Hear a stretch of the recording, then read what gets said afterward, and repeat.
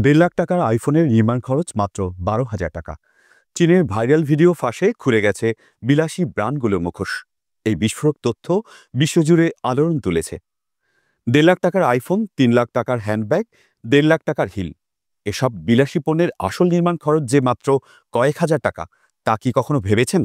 চীনের সাম্প্রতিক ভিডিও ফাঁস এই চাঞ্চল্যকর সত্য সামনে এনেছে। আইফোনের মতো বিশ্ববিখ্যাত ব্র্যান্ডের পণ্য তৈরি হচ্ছে মাত্র 12,000 টাকায়, অথচ বাজারে বিক্রি হচ্ছে লাখ টাকায়। এই তথ্য বিশ্ববাজারে এক বাণিজ্যিক ভূমিকম্পের জন্ম দিয়েছে। এই ফাঁসের শুরুটা ছিল কৌশলগত। যুক্তরাষ্ট্র চীনের উপর 145% পর্যন্ত শুল্ক আরোপ করে বাণিজ্য যুদ্ধে চাপ সৃষ্টি করার চেষ্টা করে। কিন্তু চীন পাল্টা জবাবে শুরু করে একের পর এক ভিডিও ফাঁস। টিকটক, উইবো, ডোইনের মতো প্ল্যাটফর্মে ছড়িয়ে পড়ে ভিডিও, যেখানে দেখানো হয় অ্যাপল, ডিওর, গুচি, লুই ভুইটনের মতো ব্র্যান্ডের পণ্যের নির্মাণ খরচ এবং বিক্রয় মূল্যের বিশাল ব্যবধান। উদাহরণস্বরূপ, চীনের ভিডিওতে দেখানো হয় একটি আইফোনের যন্ত্রাংশ, স্ক্রিন, ক্যামেরা, ব্যাটারি সব মিলিয়ে খরচ মাত্র 12,000 টাকা, অথচ এই ফোন বাজারে বিক্রি হচ্ছে 1.5 থেকে 2 লাখ টাকায়।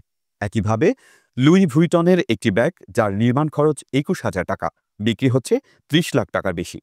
ডিওরের একজোড়া হিল তৈরি হচ্ছে 5,000 টাকায়, কিন্তু বাজারের দাম 1.5 লাখ।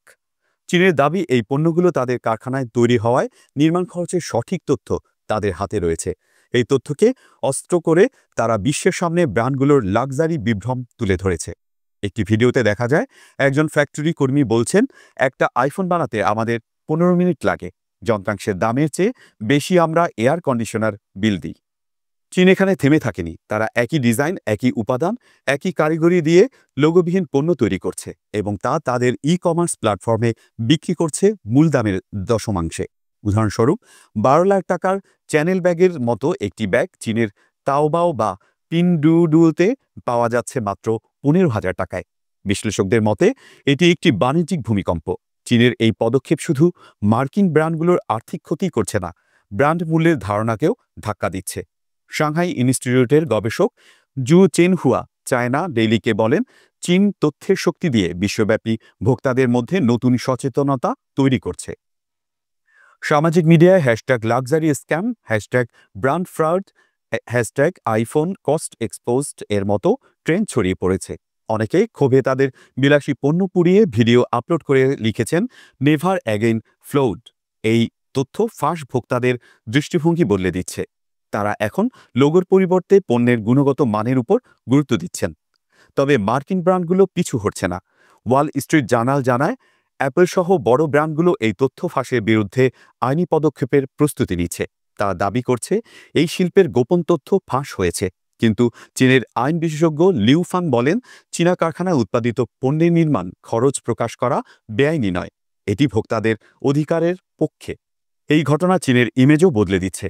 যেখানে চীনকে একসময় নকল পণ্যের কারখানা বলা হতো, সেখানে তারা এখন প্রমাণ করছে ব্র্যান্ড ছাড়াও গুণগত মান সম্ভব।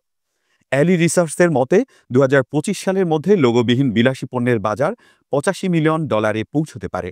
এই ফাঁস বিশ্বজুড়ে ভোক্তা সংস্কৃতিতে নতুন প্রশ্ন তুলেছে। আমরা কি শুধু একটি লোগোর জন্য লাখ টাকা দিচ্ছি? ব্র্যান্ড কি সত্যিই গুণগত মানের নিশ্চয়তা দেয়, নাকি এটি শুধুই মার্কেটিংয়ের বিভ্রম? ইউরোপ ও ভারতের ইতিমধ্যে এই বিষয়ে তদন্ত শুরু হয়েছে। চীনের এই তথ্য অস্ত্র বিশ্ববাজারে নতুন সচেতনতা তৈরি করছে। ভোক্তারা এখন প্রশ্ন তুলছেন, আমরা কি সত্যি মূল্যের বিনিময়ে মূল্য পাচ্ছি? চীনের এই পদক্ষেপ কেবল ব্র্যান্ডগুলোর মুখোশ খুলছে না, বরং ভবিষ্যতের বাজারে মান ও মূল্যর নতুন সংজ্ঞা তৈরি করছে। আমরা এই বিষয়ে আরও আপডেট নিয়ে আপনাদের কাছে ফিরে আসব। চীনের এই ফাঁস আমাদের সবাইকে ভাবতে বাধ্য করছে। আমরা কি সত্যিই শুধু লোগোর জন্য এত দাম দিচ্ছি? আশা করি এই সচেতনতা ভোক্তাদের আরও স্মার্ট সিদ্ধান্ত নিতে সাহায্য করবে।